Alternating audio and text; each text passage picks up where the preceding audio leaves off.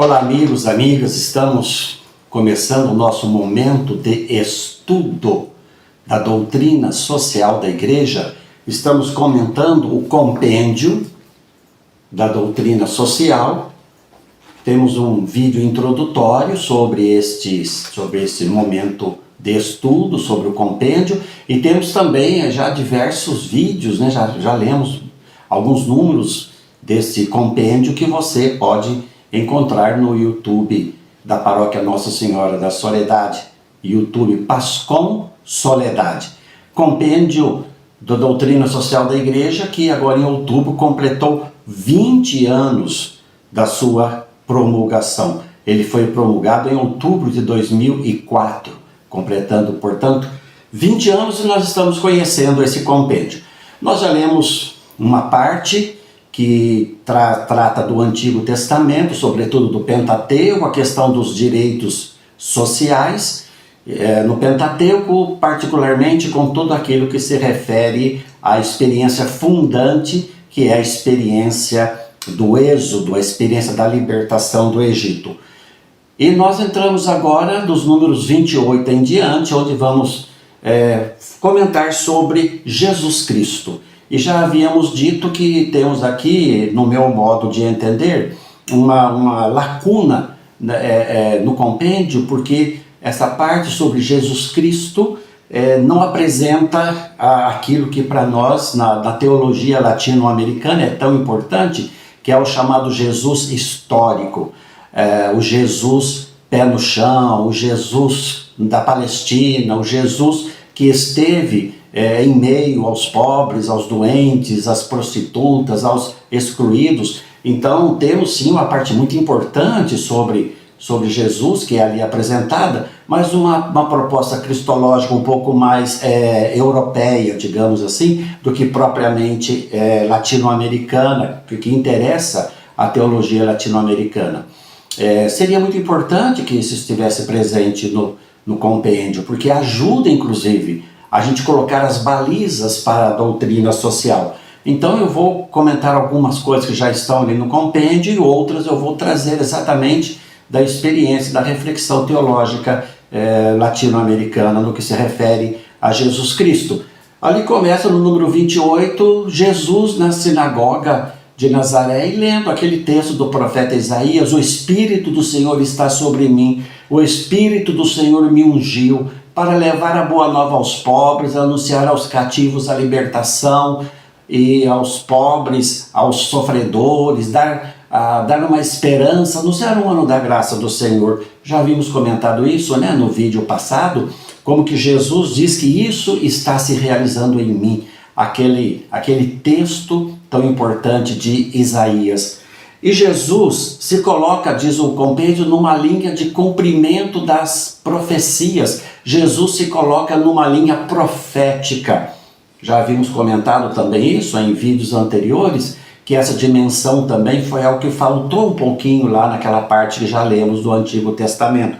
Faltou trazer um pouco mais a contribuição dos profetas, Oséias, Amós, profetas que com muita coragem pregaram a justiça social.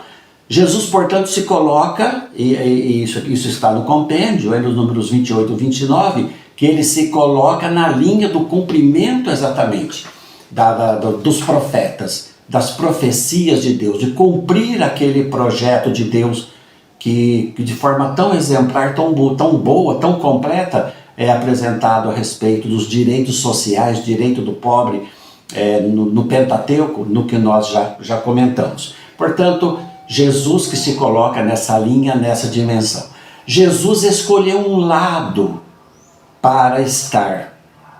Jesus não ficou em cima do muro, escolheu um lado para estar. E Jesus exatamente se coloca ao lado daqueles que no seu tempo eram os excluídos, aqueles que eram mantidos à distância, e pasmem vocês, por motivos religiosos e cultuais, algumas pessoas eram deixadas de lado, exatamente por causa de questões legais. Olha só como que a religião, sendo interpretada desta maneira, pode colocar algumas pessoas à margem. Jesus, portanto, escolhe um lado para estar, escolhe um lado da história, o que não significa que ele seja contra aqueles que estão do outro lado. Pelo contrário, ele leva também para esses que estão do outro lado uma proposta de conversão. Convertei-vos para o reino de Deus, para essa nova mentalidade que Jesus estava trazendo e que ele estava implantando, sendo ele próprio esta presença do reino. No tempo de Jesus haviam diversos grupos religiosos, que você certamente já ouviu falar deles.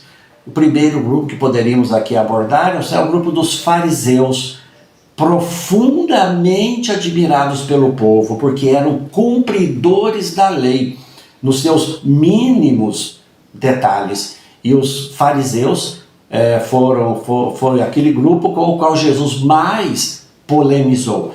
Jesus era manso e humilde de coração, mas Jesus sabia também dizer umas palavras muito verdadeiras e até mesmo duras quando fossem necessárias. Jesus chamou os fariseus de raça de víboras, sepulcros caiados. Dizia para os fariseus, citando o profeta Oséias, eu quero a misericórdia, eu não quero sacrifícios. E Jesus, enfim, chamava a atenção dos fariseus, exatamente porque eles eram estritos cumpridores da lei, mas falhavam naquilo que é o mais fundamental e que é a misericórdia. Um outro grupo, que havia no tempo de Jesus, que a gente ouve falar pouco, uma ou outra vez, era o grupo dos saduceus, aquele grupo dos comerciantes, aquele grupo mais abastado, aquele grupo mais rico que compunha a sociedade judaica. Esses detinham o controle das barraquinhas que funcionavam lá em volta do templo e mesmo dentro do templo, que vendiam os animais para os sacrifícios, pássaros, pombos, ovelhas, carneiros, bois, conforme as posses de quem ia oferecer o sacrifício, era aquilo que ele levava. Quem era mais pobre era um passarinho, um casal de pombinhos. Quem tinha mais posses, mais riquezas, levava uma ovelha, levava um boi para oferecer em sacrifício. Esses saduceus, portanto, aqueles ricos que detinham o comércio ali do templo e lucravam bastante com isso. Um grupo profundamente materialista, e Jesus polemizou com esse grupo dos saduceus, especialmente nessas questões, porque os saduceus não acreditavam que houvesse anjos, nem espírito e nem mesmo vida após a morte. Jesus polemizou com esses exatamente sobre essas realidades, ditas assim, espirituais. Um embate de Jesus com esse grupo ocorreu por ocasião da expulsão dos vendedores lá do templo. Quando Jesus, como eu dizia, que era manso e humilde de coração, mas quando precisava, ele sabia também ser duro com aqueles que estavam contrariando o projeto de Deus. Quando Jesus então pegou em chicotes e expulsou os vendedores, virou as mesas dos cambistas, expulsou todos aqueles que vendiam animais e disse, não façam da casa do meu pai uma casa de comércio. Jesus se indignou contra aquele grupo que usava o templo como fonte de renda.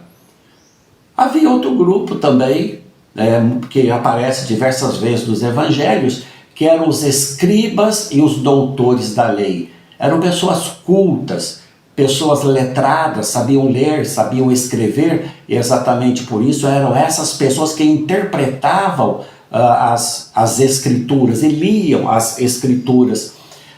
Jesus dizia que eles muitas vezes trancavam o acesso a Deus. Eles não entravam e ao mesmo tempo ficavam entalados na porta, não deixavam que os outros entrassem, que os outros passassem. Disse Jesus a respeito deles, vocês põem fardos pesados nas costas dos outros, mas vocês mesmos não carregam esses fardos da lei que vocês impõem sobre os demais. Portanto, Jesus tinha assim uma liberdade muito grande diante desses grupos, e havia outros grupos também, mas apenas para ficar nesses três. Jesus tinha uma liberdade muito grande diante desses grupos, não estava afiliado a nenhum deles. Pelo contrário, as práticas e as atitudes de Jesus quebravam muitos tabus que muitas vezes eram impostas por esses grupos. Como a gente falou no início, Jesus escolheu um lado, Jesus escolheu um lugar, e ali ele esteve, inclusive durante a sua crucificação, inclusive quando morreu na cruz. Jesus resolveu estar entre os excluídos, entre os pobres, entre os humildes, entre os mais vulneráveis. Esse foi o lado que Jesus escolheu. Mas nós vamos continuar falando sobre isso na próxima quarta-feira, quando a gente fizer aqui a nossa outra gravação. Nós vamos continuar falando sobre esse Jesus histórico, um aspecto que talvez falte um pouco aqui no compêndio, mas que nós vamos complementando aqui nessas nossas conversas, olhando para esse Jesus histórico. Conheça e pratique a doutrina social da Igreja.